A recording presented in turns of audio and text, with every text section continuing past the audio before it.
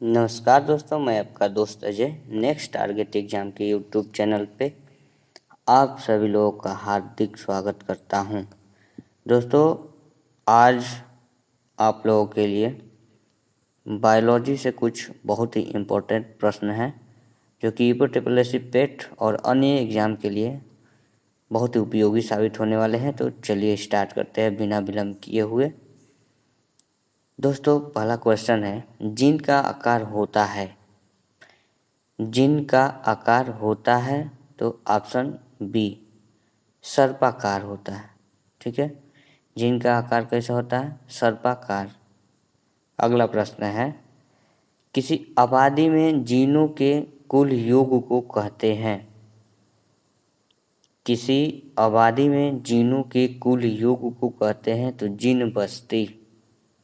ठीक है, आरआरबी इलाहाबाद 2006 में पूछा गया है, जीन बस्ती। ठीक है, जेनेटिक इंजीनियरिंग तकनीक किसे निम्नलिखित में पहले किसे बनाया गया है? तो ट्रांसजेनिक बैक्टीरिया। आरआरबी अजमेर 2003 में पूछा गया प्रश्न, जेनेटिक इंजीनियरिंग तकनीक किसे निम्नलिखित में से पहले किसे बनाया गया है? तो ट्रांसजेनिक बैक्टीरिया को बनाया गया है। अगला प्रश्न आपके सामने, निम्नलिखित की कोशिका सूक्ष्मतम जीवित कोशिका है। तो माइकोप्लाज्मा। क्या है? Mycoplasma. Option C is right answer. जब किसी पुष्प का पराग उसी पौधे के परागण प्रकार के वर्तिकाग्र यानी स्टिग्मा, ठीक है, में अंतरित कर दिया जाता है तो उसे कहा जाता है ऑटोगेमी या स्वायुगम। ठीक है, क्या कहा जाता है? ऑटोगेमी या स्वायुगमन। अगला प्रश्न है, पौधों में गैसों का विनिमय किसके द्वारा किया होता है? पौधों में गैसों का विनिमय किसके द्वारा होता है? तो स्टोमेटा द्वारा, लेंटिकल्स द्वारा, क्यूटिकल्स द्वारा, सभी के द्वारा होता है। Option D. ठीक है, क्लोनिंग पद निम्नलिखित से संबंधित होता है। तो क्लोनिंग पद जनन विज्ञान से संबंधित होता है। बच्चों का लिंग मुख्य रूप से निर्भर करता है। तो बच्चों का लिंग मुख्य रूप से पिता पर निर्भर करता है दोस्तों। ठीक है, आरआरबी महेंद्र घाट 2007 में पूछा गया है और भुवनेश्वर एएसएम परीक्षा 2009 में पूछा गया प्रश्न है, बच्चों का लिंग मुख्य रूप से निर्भर करता है तो पिता पर निर्भर करता है। दोस्तों, इसी प्रकार अगला प्रश्न है आपके लिए, परागण के लिए निम्न में से कौन सा तत्व आवश्यक नहीं है? तो आग।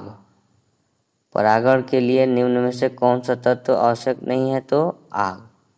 ठीक है दोस्तों, अगला प्रश्न है आपके सामने, आधुनिक आनुवंशिकता का सिद्धांत किसने दिया था? तो आधुनिक आनुवंशिकता का सिद्धांत ग्रेगर मेंडल ने दिया था। अगला प्रश्न है आपके सामने, कोशिकाओं में तत्कालीन ऊर्जा उत्पादन के लिए निम्नलिखित में से एक लिया जाता है। तो ग्लूकोज को लिया जाता है। कोशिकाओं में तत्कालीन ऊर्जा उत्पादन के लिए ग्लूकोज को लिया जाता है।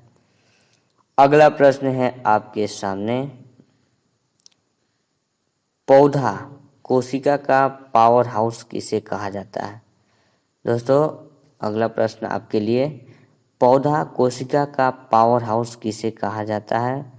तो माइटोकॉन्ड्रिया को। माइटोकॉन्ड्रिया को क्या कहा जाता है? कोशिका का पावर हाउस कहा जाता है। अगला प्रश्न है आपके सामने, आनुवंशिक इकाई है तो आनुवंशिक इकाई कौन सी होती है? तो जीन होती है।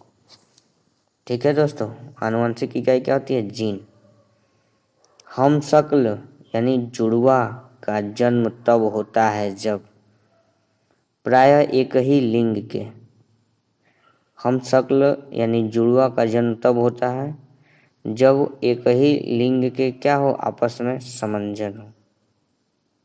तो ऑप्शन सी, प्रायः एक ही लिंग के। अगला प्रश्न आपके लिए, जेनेटिक्स में किसका अध्ययन किया जाता है? तो आनुवांशिकता एवं गुणसूत्र का। जेनेटिक्स में किसका अध्ययन किया जाता है? तो आनुवांशिकता एवं गुणसूत्र का। ठीक है। आज का आखिरी प्रश्न आपके लिए, आनुवांशिक किससे संबंधित है? तो आनुवांशिकता से संबंधित है। ठीक है, आनुवांशिक किससे संबंधित है? तो आनुवांशिकता से संबंधित है। ठीक है दोस्तों, यह जानकारी कैसी लगी? अगर अच्छी लगी दोस्तों तो प्लीज़ अपने दोस्तों में, अपने ग्रुप में शेयर करें, लाइक करें और सब्सक्राइब करें। धन्यवाद।